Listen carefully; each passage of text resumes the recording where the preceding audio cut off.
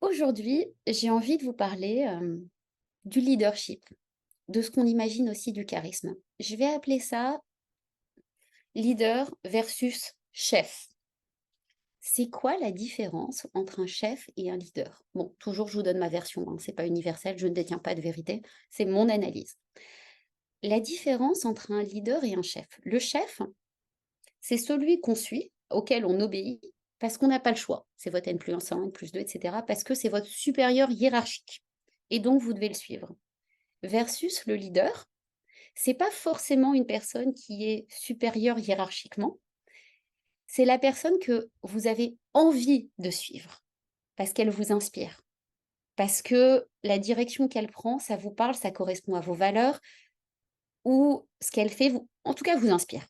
Voilà. Mais il y a aucun il peut y avoir, hein, ça peut être votre supérieur, c'est pas antinomique. D'ailleurs, je le souhaite. Je souhaite que les chefs soient des leaders, ce serait tellement mieux. Mais c'est pas toujours le cas. Ça peut être votre collègue de travail, ça peut être une amie, ça peut même être parfois vos enfants. C'est juste qu'ils ont une direction que vous avez envie de suivre et ils vous inspirent. Maintenant, ça veut dire quoi donc? Ça, pour moi, ça rejoint la notion de charisme.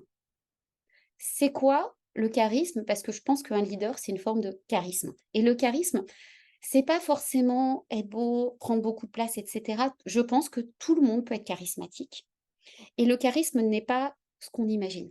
Le charisme, c'est justement cette capacité à inspirer les autres. C'est le fait que les gens aient envie de vous suivre justement, aient envie d'aller avec vous. Et pour moi, comment je choisis un leader? Comment j'accepte le leadership de quelqu'un? Je vais vous dire après vous le partagez ou pas et j'ai lu différentes études un peu là-dessus, c'est-à-dire c'est qui j'ai envie de suivre, en général. Et qui j'ai envie de suivre, il y a principalement 2 qualités pour ça, qui sont été vérifiées par des études. C'est bien sûr la compétence. Parce que moi aussi, le leader, c'est un côté aussi un peu comme le mentor. Et je vous le dis souvent, c'est-à-dire que c'est bien d'avoir le feedback des autres, c'est bien d'écouter des conseils des autres, c'est très bien d'avoir des mentors, mais prenez des mentors qui sont bons et qui ont fait leurs preuves dans le domaine dans lequel vous cherchez à vous améliorer. Exemple, votre mère, vous pouvez avoir une relation exceptionnelle, la trouver formidable, extraordinaire pour élever les enfants, mais peut-être qu'elle a jamais été avocate, peut-être qu'elle a jamais monté un cabinet. Donc, peut-être que ce n'est pas la bonne personne pour vous expliquer comment gérer votre cabinet. Par contre, vous allez sûrement lui demander des conseils et la suivre et être un très bon mentor sur comment peut-être gérer un conflit avec vos enfants, parce que vous trouvez qu'elle fait ça très bien. Donc, la compétence dans le domaine. Donc, allez voir que cette personne a fait ses preuves et donc est compétent dans son domaine. Première chose évidente, mais ça suffit pas. Ça suffit pas que la personne soit compétente. Pour être charismatique et qu'on ait envie de la suivre, il faut qu'il y ait cette confiance qui se mette. Confiance en quoi? Confiance pour moi dans le fait que cette personne veut le mieux pour vous. Confiance qu'elle a votre backup. Pourquoi je pense à ça aussi? Parce que l'autre jour, il y a très longtemps de ça déjà, j'ai écouté un podcast, je crois, de Simon Sinek, que j'aime beaucoup, qui est le grand spécialiste du leadership et qui interviewe différents leaders. Et une fois, il interviewait, c'était un général de l'armée, je pense quelque chose. Et on parlait des Navy Seals, qui sont les commandos. Et il disait comment est-ce que dans les Navy Seals, ils choisissent le leader de l'équipe. C'est pareil pour une équipe de foot. C'est pareil, on peut croire en fait qu'on va prendre le meilleur. Rambo, imaginez. Eh ben non, les Rambo, ils sont jamais capitaines. Ils sont jamais chefs d'équipe. Parce que le loup solitaire qui va tout seul gagner contre l'univers, ça marche pas dans la réalité.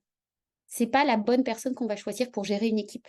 Donc on prend pas forcément celui qui est le plus fort, le plus intelligent, qui dépasse tous les autres en compétences. Celui qu'ils vont choisir, ce qu'ils expliquaient, c'est que celui qui, sur le champ de bataille, va s'arrêter pour ramener celui qui est blessé. C'est celui que vous savez que vous pouvez compter sur lui pour vous ramener, vivant, toujours. Qui essaiera pas d'être le héros, de ramener la couverture à lui, mais qui est là pour vous. Aussi. Donc pour moi, c'est ça vraiment le leadership, c'est que vous pouvez d'accord, vous avez confiance dans ses capacités à être bon et aussi vous avez la certitude qu'il est là pour le bien commun, qui est cohérent avec vos valeurs, bien entendu. C'est-à-dire que, il est là pour vous aider à devenir meilleur, à grandir.